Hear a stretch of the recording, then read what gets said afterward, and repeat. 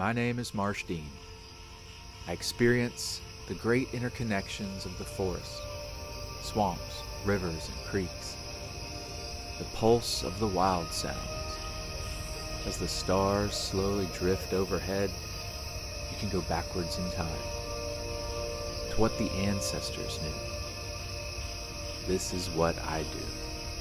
I try to connect you with the spirit of the wild places, the sacred spaces.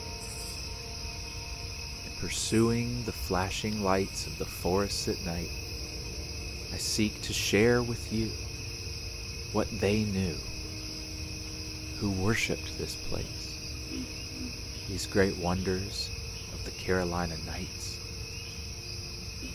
It used to take place all around, from the shores of the Atlantic to the mountains. The great interconnection of earth and spirit was so profound, and it still is in the remote regions with dark nights. It's a marvelous sight. After a slow and sunburned journey against the steady flow of the Congaree, we made it to the old-growth forest just as the sun began to dip low. We were eager to find some giant trees. With snake boots on, we plunged into the thick swamp that bordered the river. The mosquitoes amassed in a buzzing hum that reverberated through the surrounding forest. As I tromped through poison ivy-laden glades, I understood that we were not necessarily welcome here. These natural barriers seeming to shout, humans, keep out. Each time I would stop and take a photo, my hands would become covered with the needling insects, so we had to keep moving onwards. It's not every day that you decide to plunge into a thick and ominous swamp, and we began to see the enormous trees, skyscrapers of browns and green, towering 120 feet above in a layered canopy. Huge oak and sweet gum, all worthy of champion status.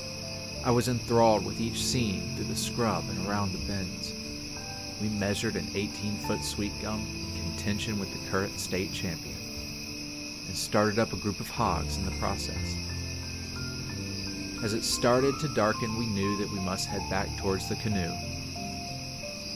A long half-hour later, with red headlamps on, we arrived back at our campsite along the river. I then went back out alone a quarter mile to set up a time-lapse in the dark, the sounds of nighttime insects ringing out all around me, owls calling near and far, and slowly fireflies winking into the night. I quickly set up my camera and began excitedly back to camp, rushing noisily through the dark woods. As I made it back into the lantern light of camp, a loud hissing roar sounded off mere yards behind me. I spun around to stare off into the darkness of which I had just exited, to hear scratching upon wood and another loud hiss. I grabbed a large walking stick, and I turned and faced the hissing growls with my weapon raised. I began to grunt and bellow, the stick raised as I walked back and forth in the darkness to scare the beast away. A large shape could be made out on the edge of the red lantern light, facing me in anger at the trespass upon its territory. I slammed the stick loudly against a nearby tree, yelling like a Neanderthal. The beast hissed loudly once more as it attempted to circle around my small camp. Yet as I approached, waving my club, it finally turned and disappeared into the night. I realized that it had likely been following me on my noisy walk that I had just returned from, stalking me in the darkness, and they had one more trip back out to recover my camera gear. When I got back to the cameras, I noticed that the fireflies had started winking. It was only a few at first, but it seemed that in the space of a single breath, the forest came alive around us in twinkling light. I stopped, my eyes widening. The scene opened up around us with a swarm of glittering lights. Our fears completely melted away at the sight.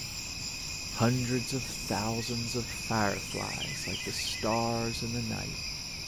They came into view and they began to blink together all around us, pulsing with the sounds of the frogs and the crickets, the blinking. I stood numbly, oblivious to all around except those flashing lights. We stood there silently for minutes, and I began to pray. The blinking around became a rhythm, lights in every shrub and tree beating like the pulse of the forest, the bioluminescent heartbeat of life, only found in these deep, dark May nights. The rhythm of the fireflies began to match that of the forests around, pulsating with the crickets and frogs, the forests dancing all around. It was like a trance, standing there with the Holy Spirit reverberating through the air. She was there, the Great Spirit that connects it all, including us. But in Mother Nature's grandeur, we are so small. I fumbled with my camera, a swarm of mosquitoes taking its toll of my life's blood. This great display, so hard to come by, it must be earned as the forest celebrates new life. The ancestors knew the great pulsing, as we know how energy pulses through our brains, that there's a consciousness present that's greater than we are. On a microscopic level, we humans are like the tiny cells. Each creature and resource has its place as the building block and energy of life, a delicate balance that through divine evolution created us and all that's around. It's aware of us, and we have glimpses of it. But are we as humans its bacteria, consuming it? They would be dancing and singing in their great plazas and out on the beaches, open places and under the stars, as the trees light up all around.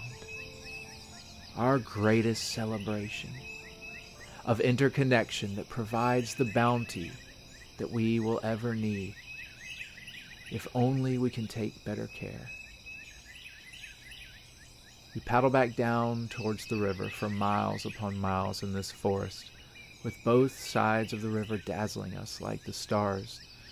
It was an experience that I could never adequately describe, nor I haven't captured properly so far, but I'm glad that I tried.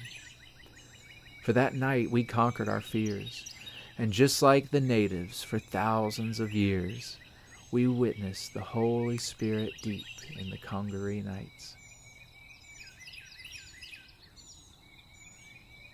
Will we ever slow down our burning, cease to use our pesticides, or the logging and clearing of our wetlands?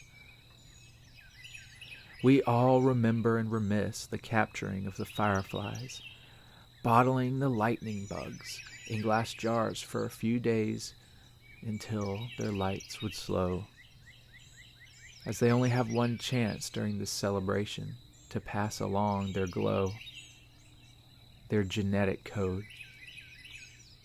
And it's human nature to bottle that light as they fade away, retreating to the last untouched places, sacred spaces that I'm trying to save.